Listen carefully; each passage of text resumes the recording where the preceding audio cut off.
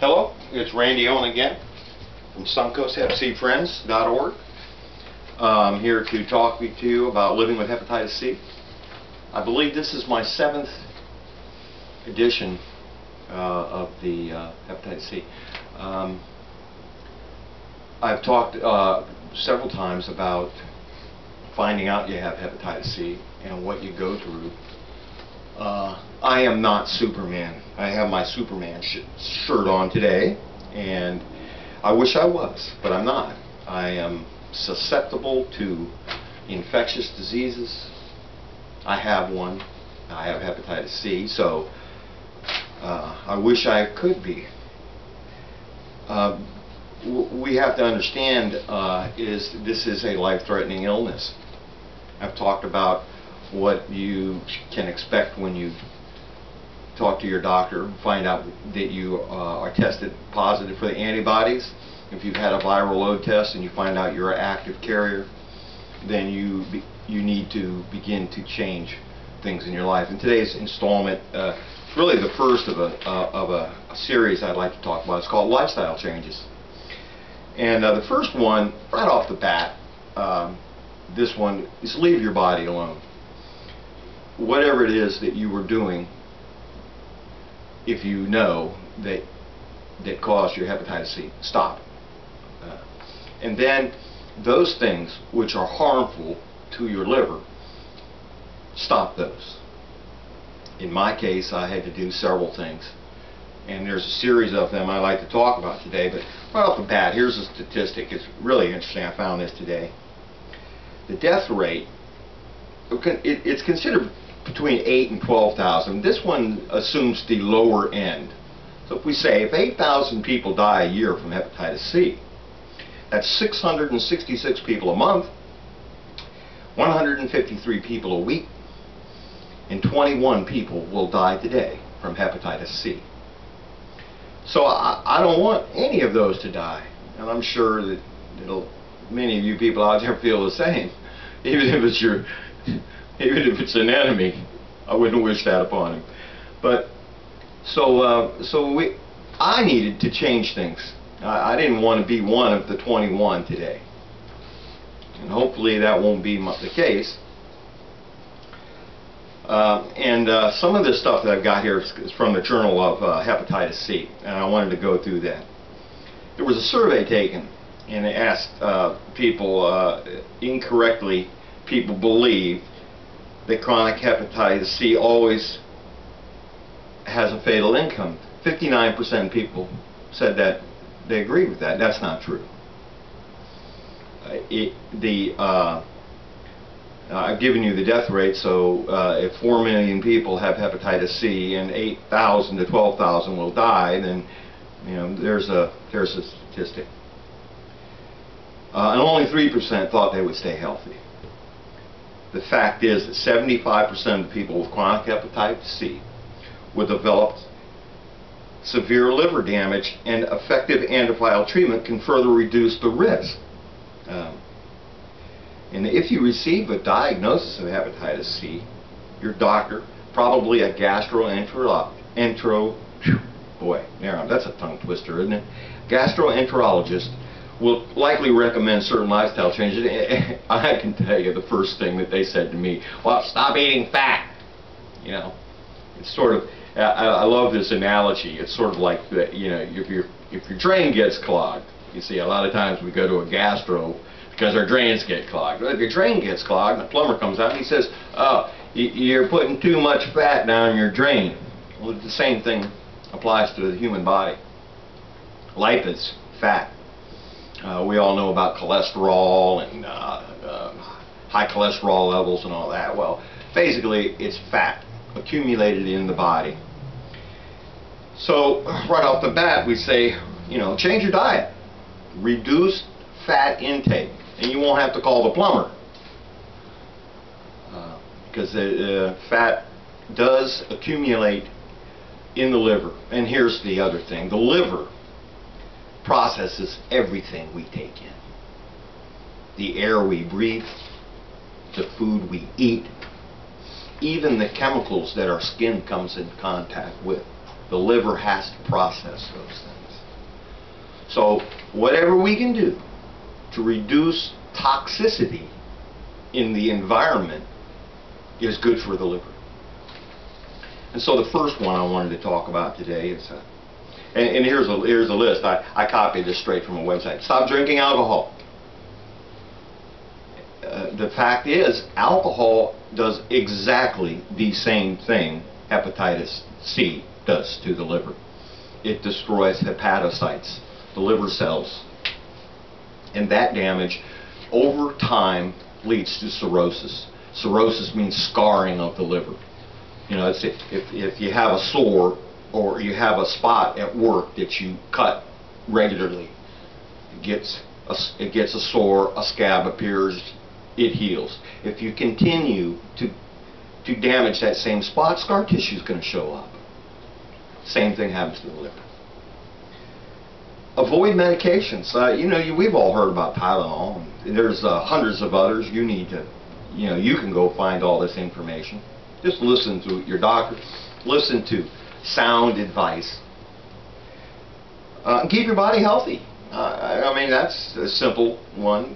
Not so easily done, but simple to say. And I'll talk about those. And for further installments, I want to talk about what I do in exercise, diet, and mentally what I do. That's a real important one, because one of the first things that happens is depression. You find out, oh, I have a chronic disease. And you go to the dictionary and you look up the term chronic. Chronic means unto death. So you say, oh Lord, the doctor told me I had a disease that would take me unto death. That's not always true. In fact, most of the time it's not. More people die from other things. Even if they have hepatitis C, more people die from other things first. And if you need help, if you need help with any of these things any of the lifestyle changes that you need, ask somebody.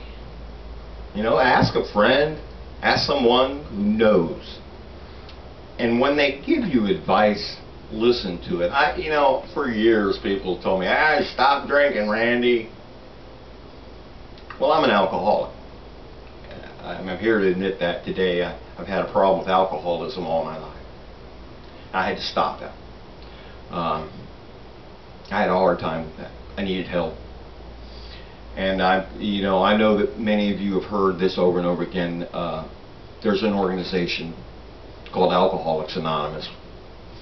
It's designed specifically to aid people in stopping drinking. Now, I know it may be hard to accept the diagnosis of alcoholism. And whether you are or not, that's only for you to make that decision. But I know this: if you have a problem and want to stop drinking, I would go to the professionals.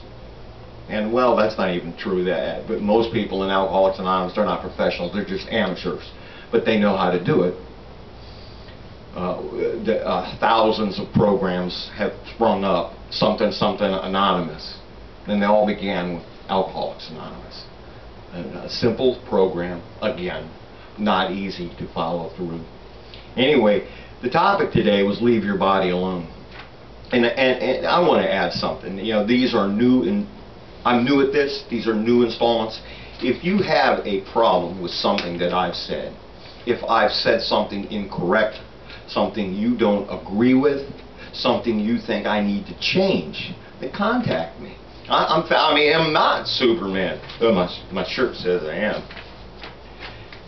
And email me. The most direct way to email me is randy.owen@yahoo.com. However, you can go to the website, our website, suncoasthepcfriends.org, and there's links there to email, contact me, and others. So that's the facts today. The facts for today. Like I said, I wish I was Superman. I could go out there and save the world. But in my own way, I fight this disease by sharing with you all. And I play a couple songs. I like to sing, I like to do, and the topic for today was Leave Your Body Alone, and there's a great song out there by Steve Winwood called Can't Find My Way Home. I'm going to do that one here.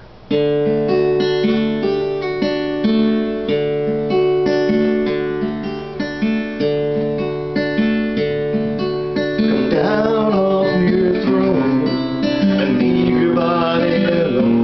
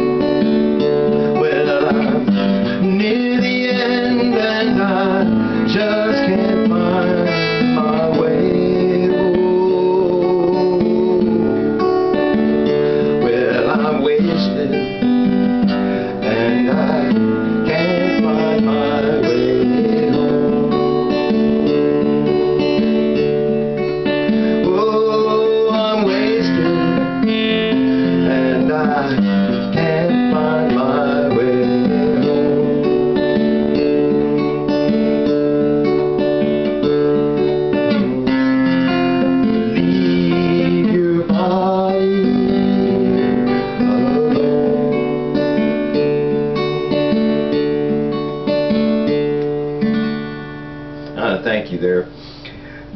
Please put up, I made a few errors here at the beginning. Maybe another time I'll do that. In the meantime, if you think you have hepatitis or you're wondering about it and you're watching these things, get tested.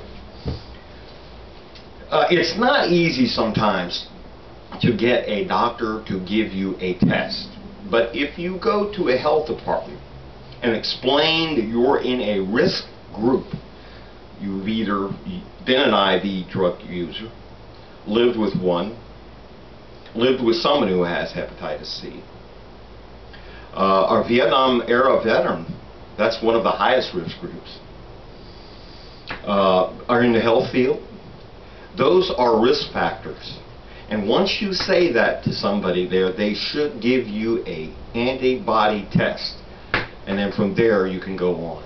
And I'd like to thank you all today for being with us, letting me share how I deal with hepatitis C. And God bless you all. If it wasn't for him, I wouldn't be here today. I wouldn't be sharing this message with you. And until next time, be safe and leave your body alone.